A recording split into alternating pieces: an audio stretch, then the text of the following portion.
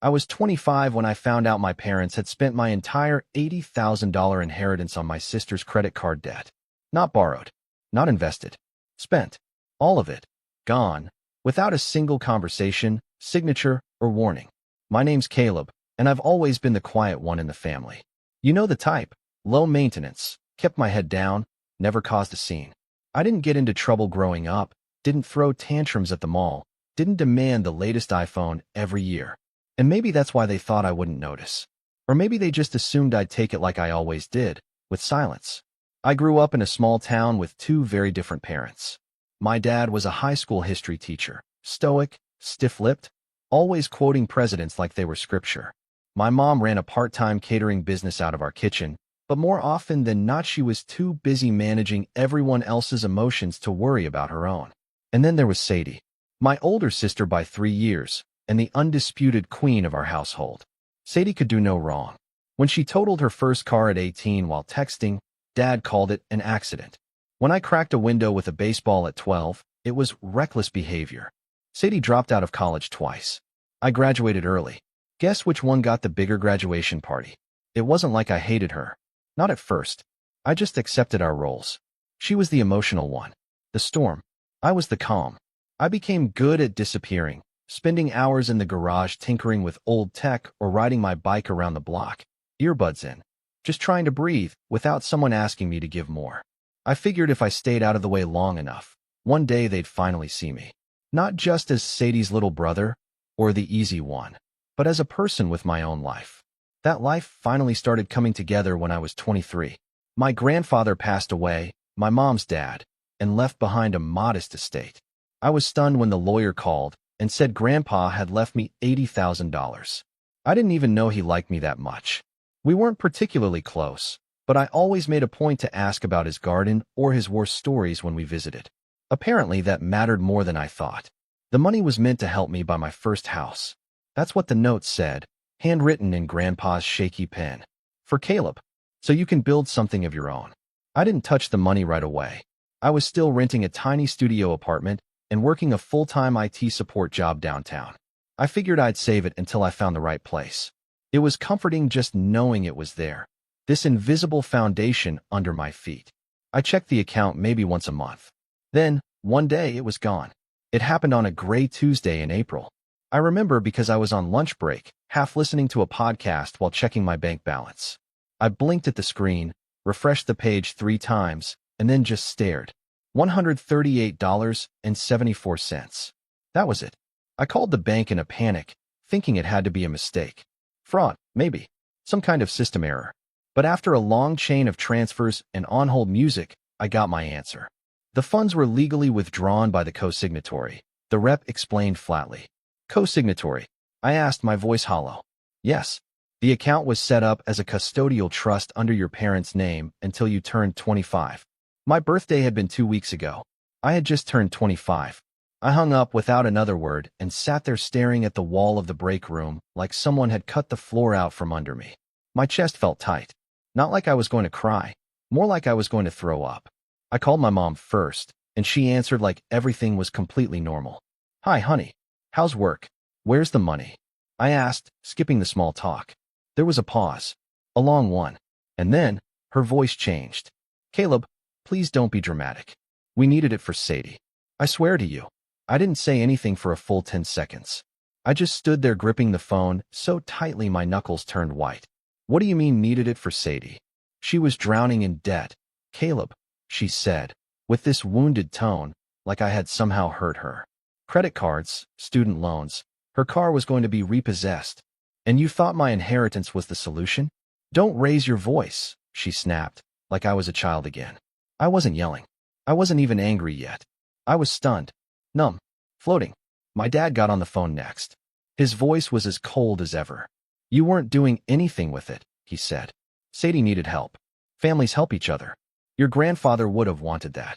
I wanted to scream. But instead, I asked one question. Why didn't you ask me? Silence. We knew you'd say no, my mom finally whispered. That's when something in me cracked. Not shattered, not exploded. Cracked, like the first line through the ice. The moment I realized just how little they saw me. Not as an adult, not as an equal, not even as someone worth asking. I was a resource to them, a silent piggy bank. I hung up the phone. I didn't text them for weeks after that. Every time I saw a photo of Sadie smiling on Instagram, flaunting some new shoes, or posting selfies at brunch, I felt my stomach twist.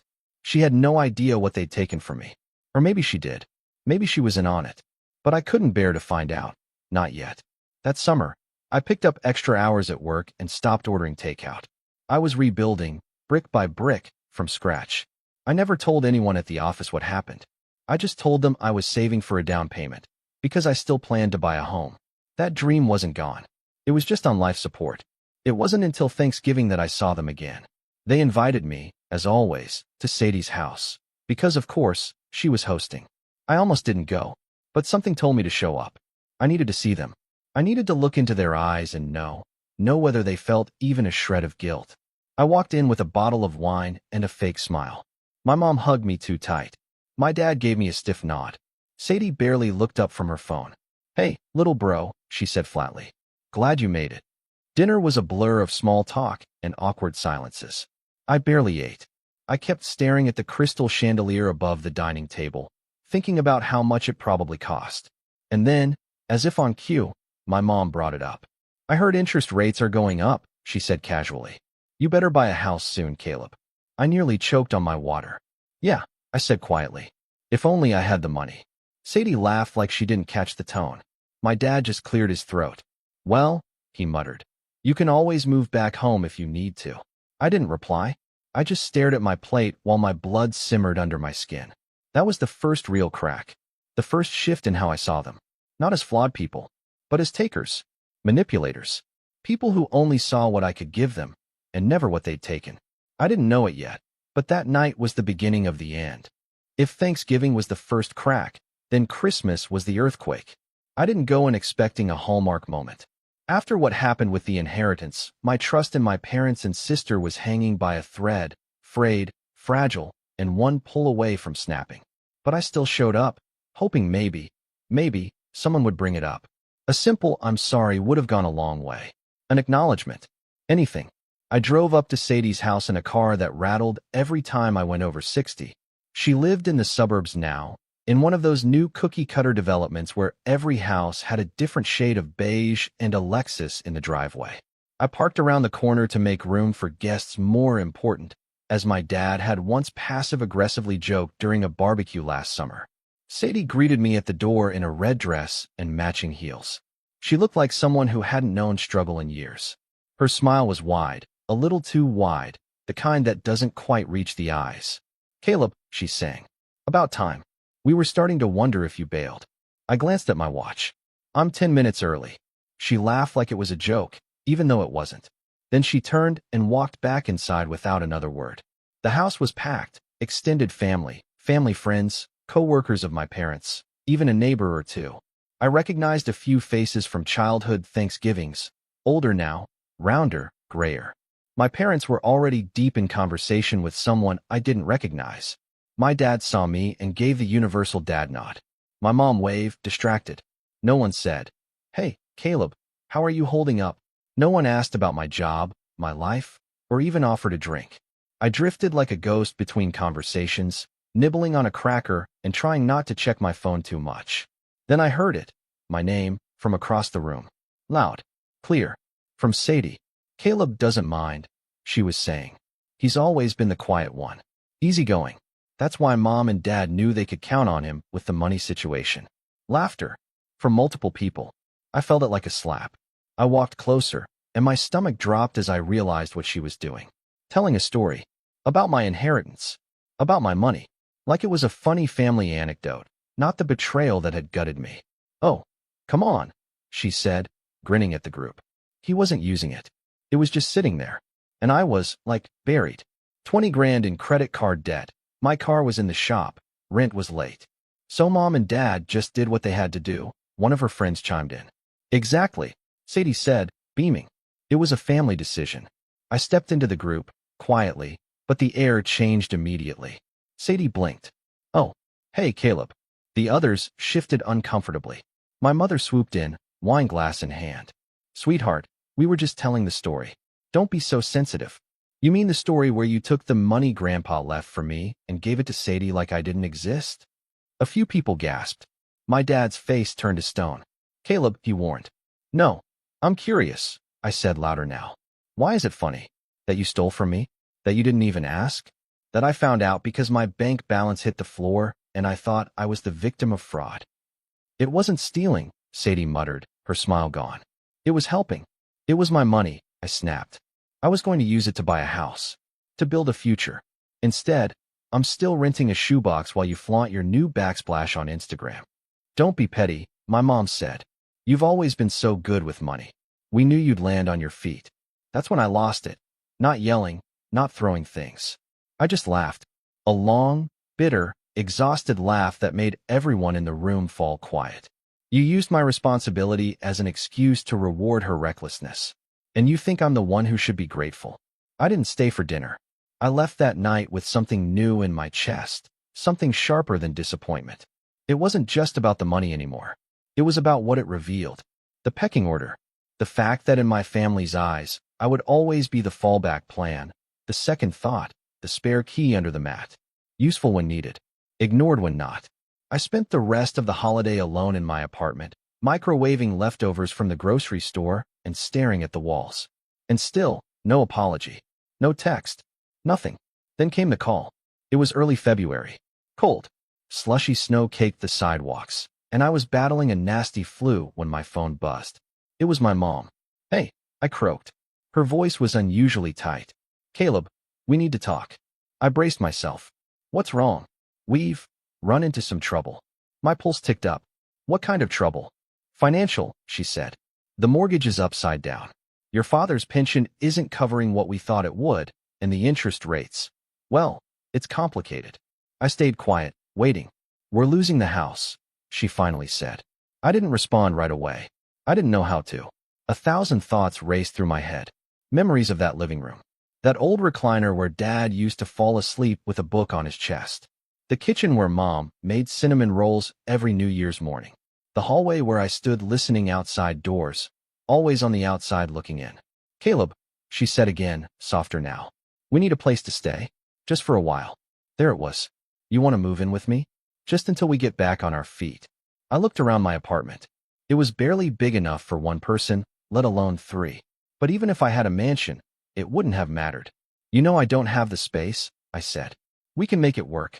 It won't be forever. What about Sadie? I asked. Silence. She's not an option, Mom finally said.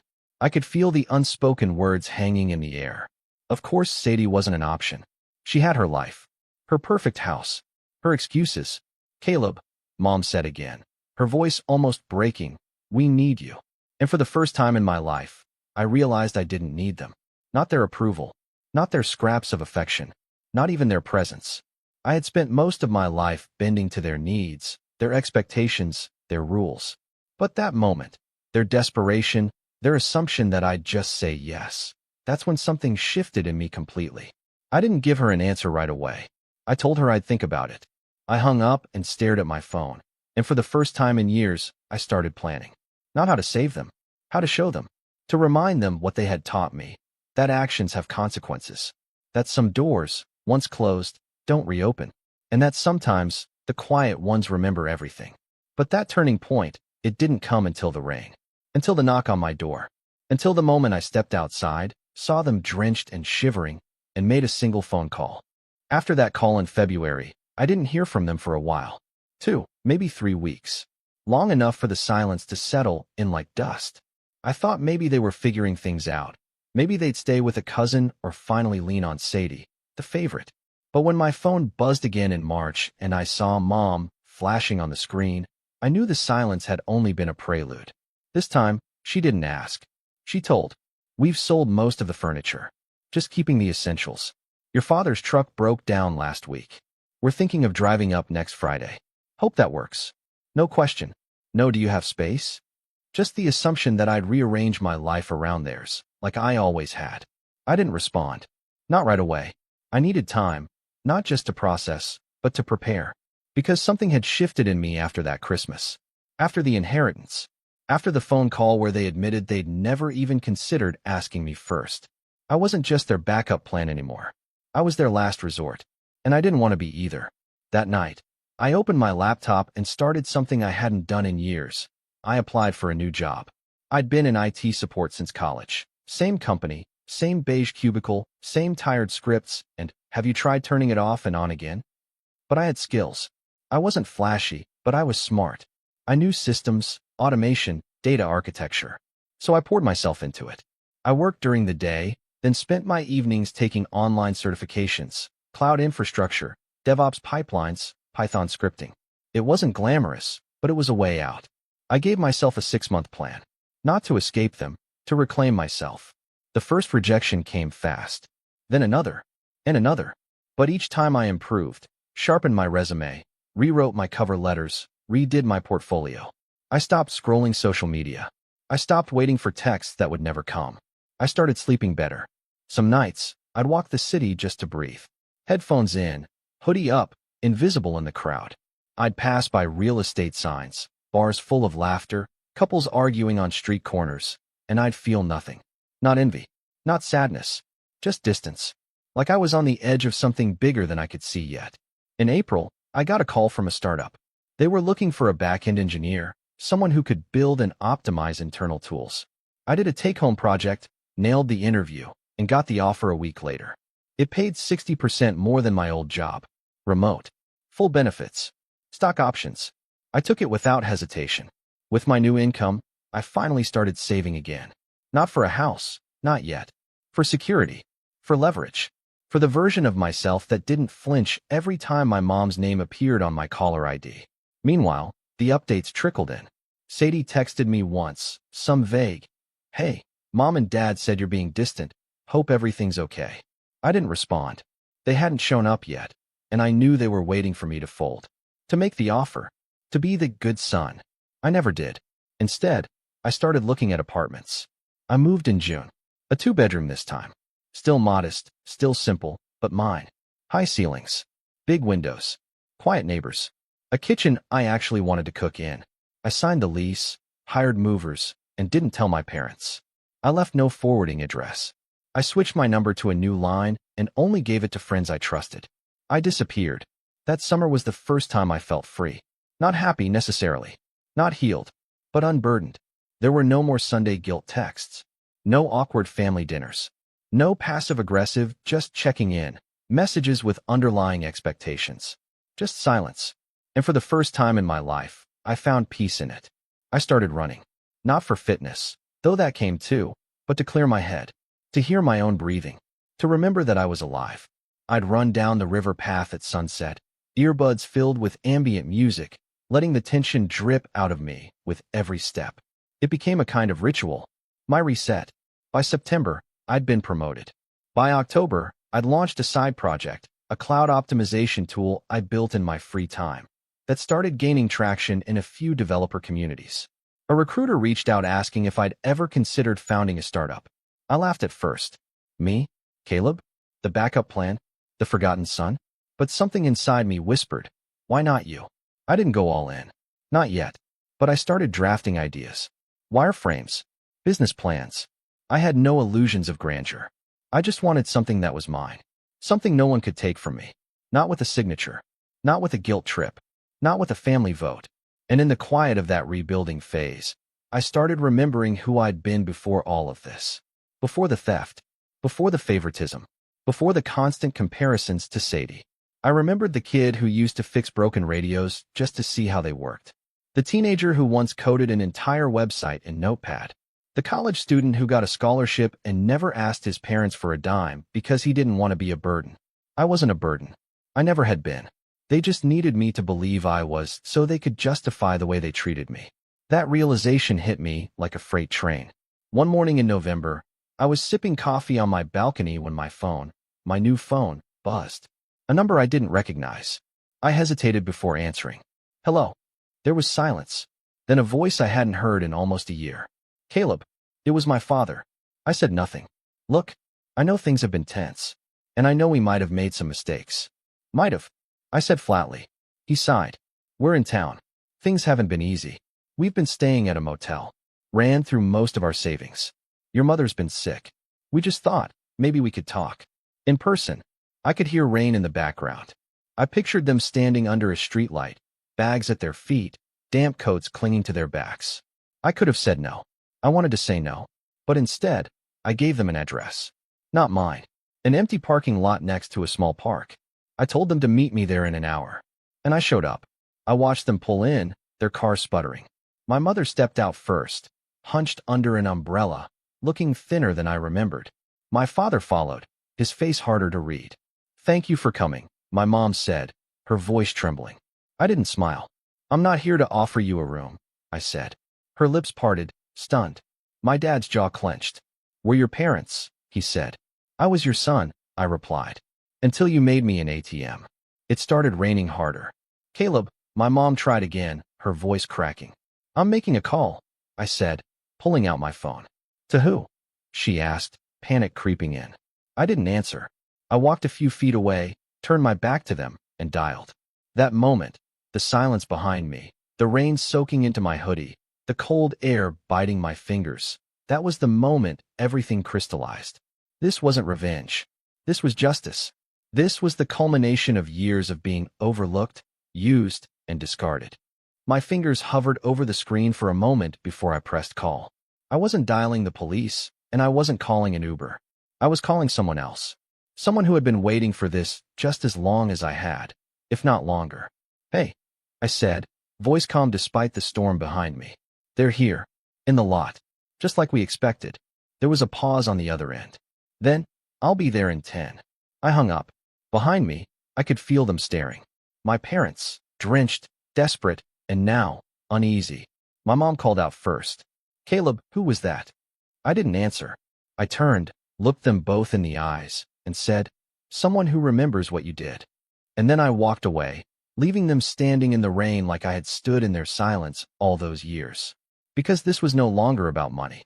This was about respect, dignity, accountability, and it was time they felt what it was like to lose control. 3 months earlier, I started planning. It began the night I moved into my new place. I stood in my empty kitchen, flipping a cold beer in one hand, laptop open on the counter, when an email popped up from someone I hadn't spoken to since college. Jacob. He had been my roommate for 2 years back, when we were broke students trying to turn side gigs into salaries. We bonded over cheap ramen and crash servers. But after graduation, we went our separate ways. I took a job. He took a risk. Started his own firm.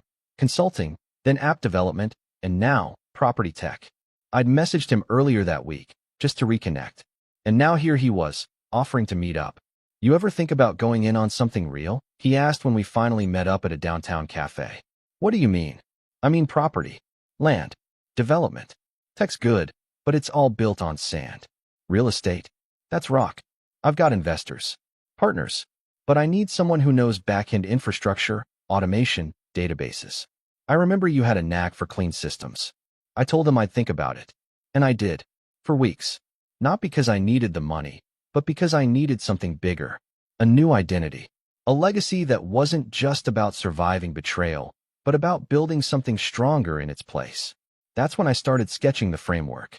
Not just for the software, but for the revenge. I didn't want to humiliate my parents. I wanted to outgrow them. I wanted to become someone who didn't need them, didn't chase their love, didn't crave their praise. But that didn't mean I wouldn't expose the truth. Because behind every betrayal, there's a pattern. And if I could prove the pattern, not just to myself, but to the people around them, I could take away the one thing they still held on to. Their reputation. I began quietly. First, I reached out to my grandfather's estate lawyer, the same one who had handled the inheritance. I asked if there had been any documentation, any clause, that specifically restricted the funds for my personal use. There had been. The letter my grandfather wrote had been more than sentimental. It was attached to the trust itself. "This money is to be held for Caleb's first home, and only to be released to him upon his 25th birthday." That clause meant my parents hadn't just made a selfish decision. They had committed breach of trust. Technically, the lawyers said, "You have grounds for legal action, but it's going to come down to whether you want to go after them in court." Emotionally, financially, it's a big fight. I didn't answer right away. I wasn't sure if I wanted a courtroom battle. That wasn't the revenge I wanted. I wanted a public undoing. A reckoning. Not with handcuffs, but with consequences. So I made a new plan. Every Sunday that summer, I met up with Jacob. We started working on the property platform together, a site that streamlined land auctions, investment portfolios, and historical deed data. I helped design the backend and automate data pulls from public databases. While I worked, I searched. And then, one Sunday in late August, I found something. My parents hadn't just lost their house because of poor money management. They had leveraged it against Sadie's business, a boutique fashion startup she'd launched 2 years ago, the one with the fancy Instagram and zero actual profits. My parents had co-signed a loan to help her open a second location. And when it flopped, because she didn't pay taxes, didn't understand payroll, didn't even track inventory, the bank foreclosed on their house. I pulled the public filings. Everything was there. The lien, the bank letters, the auction date. They weren't victims of the economy. They were victims of their own favoritism. And I had the proof. Next, I contacted someone I hadn't spoken to since high school, Tasha. She was Sadie's old best friend. Well, ex-best friend, from the way things ended. Tasha had been there for all of Sadie's early meltdowns. She knew the family. She'd been at birthdays, holidays, even those awkward backyard barbecues where Dad insisted on playing old jazz vinyls and quoting Reagan. We met for coffee, and she didn't hold back. Sadie never took anything seriously, Tasha said, sipping a cold brew. Your parents bailed her out so many times. Rent, parking tickets, that disaster of a trip to Bali. But the worst part was, she expected it. Like it was her right. And they always treated you like a side character. I didn't tell her everything. Just that I was working on something that would shine a light. You thinking of going public? She asked. Maybe. Let me know, she said. I've got screenshots. I raised my eyebrows. Of what? She grinned. Sadie venting in our old group chat, bragging about how she convinced your mom to borrow your inheritance. She called it a rescue mission. Like you were hoarding it or something. That's when I knew. This wasn't just selfishness. This was entitlement with a megaphone. I gathered everything. Messages, court documents, bank records, business filings, social posts. I built a timeline, a full dossier. I wrote the story out, piece by piece. Names redacted. But the facts? Crystal clear. Then I did what they would have never expected. I posted it. Anonymously, on a financial advice subreddit. My parents spent my inheritance to bail out my sister. Years later, they lost everything because of her again. It went viral. People dissected every detail. Some doubted, others empathized. But most were outraged.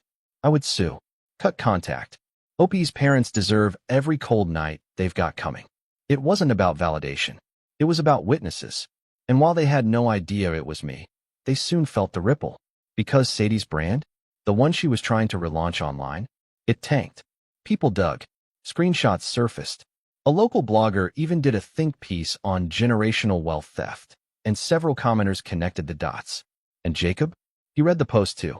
You wrote that, didn't you? He asked one day over lunch. I didn't answer. He just smiled. You ready for the next step? The next step was why I made the call. The person I phoned in that parking lot wasn't a lawyer. And it wasn't Tasha. It was Jacob's business partner, Maya. She had just closed on a dozen foreclosed homes across the city. And guess whose childhood house had recently been auctioned off for a fraction of its value? That's right. I didn't buy it. She did. And I helped. With funds I'd earned myself. Through the platform I helped build. Through the life I rebuilt from the ashes of their betrayal. But what we planned to do with that house, that's where the real revenge started. Because I wasn't just going to deny them shelter. I was going to turn the last thing they thought they owned, their history, into a monument to their choices. And when I saw them standing in that rain-soaked lot, looking to me like a lifeline, they had no idea that the lifeline was long gone. That I wasn't there to save them. I was there to show them what I'd built without them. And what I was about to say would echo in their ears forever. I turned away from them in the rain as I ended the call. They stood behind me, soaked and silent, their plastic suitcases resting in puddles at their feet. My mom looked smaller than I remembered, her shoulders hunched inward, eyes darting between my face and the building behind me like she was searching for an open window to climb through. My dad was stone-faced, lips tight, jaw clenched, not in anger, but in shame. The kind that comes not from guilt, but from powerlessness. You didn't have to call anyone, my mom said softly. We're not here to cause trouble. I turned back, slow and calm. But you already did. Before either of them could respond, A black Tesla rolled up the driveway, its tires sending up a sheet of mist. Maya stepped out in a sharp black coat and heels, holding an umbrella and a clipboard. My mom's expression shifted from hopeful to confused. My dad just squinted, probably assuming she was some sort of property manager. Maya walked up to me, offered a polite nod, then turned to them. "Mr. and Mrs. Archer?" she said.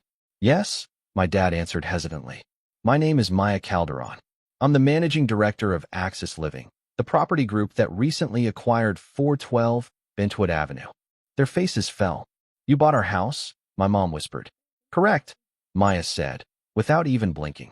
"It was acquired via foreclosure auction 3 months ago and is currently undergoing renovation for a new use." "But that was our house." "Was," Maya said firmly. "It's now part of a community housing project we're building for displaced veterans. The property is being repurposed into a support home and mentorship center." I stepped forward. "I helped design the program," I added. "Every room is being converted into living quarters, study spaces, or therapy offices. The garage is becoming a workshop for career training." My dad looked like someone had punched him in the stomach. "You're turning our house into a what?" "A shelter." "No," I said. "Into something useful." They didn't say anything. The rain dripped steadily from my dad's sleeves. My mom's lips trembled. "We came to you because we had nowhere else to go," she finally said. "And I gave you what you gave me," I replied. Silence. "That's not fair," she said. "Neither was spending my $80,000 inheritance on Sadie and never telling me. Neither was laughing about it at Christmas like it was some joke. Neither was acting like I owed you loyalty after you treated me like the spare part of this family." My dad opened his mouth, then closed it again. Maya checked her watch. "We have a contractor coming in 15 minutes. If you're not off the property, I'll have to call security." They didn't move. "Don't do this," my mom pleaded. "We're still your parents." I let out a slow breath, then nodded. "You are. And I'm still your son. The one you never really saw. The one you only turned to when you had nothing left." Then I reached into my coat pocket and handed them an envelope. My mom took it with trembling hands and opened it. Inside was a cashier's check, $5,000. "It's not a home," I said, "but it's enough for a hotel and a bus ticket. I'm giving you this not because I owe you anything, but because I'm not like you." Tears welled up in her eyes. My dad didn't say a word. "After this," I added, "we're done. No more calls. No more surprises. You made your choices, and I made mine." I turned to walk away. "Caleb," my father said. I paused but didn't turn. He spoke quietly, like someone admitting something he'd denied for years. "We were wrong." The rain drowned the rest. I kept walking. A year later, the community center opened its doors. The old house was unrecognizable. Fresh paint, solar panels, ramps for accessibility, and a new plaque out front with the name I'd chosen. The Archer House for renewal. It wasn't about them. It was about me. About reclaiming the name they tried to stain and using it for something good. I gave a speech at the opening. Kept it short. Honest. I was once the quiet kid in the background of every family photo. The one who was easy to ignore. Easy to use. But sometimes the ones who are silent the longest are the ones who hear the most and remember everything. Applause. I stepped down, shook hands, posed for photos. That night, I walked the old hallway where my childhood bedroom had been. It was now a reading room. A boy no older than 10 sat cross-legged on the floor, flipping through a book on robotics. He looked up at me and smiled. "Hey," he said. "They said you made this place." I smiled back.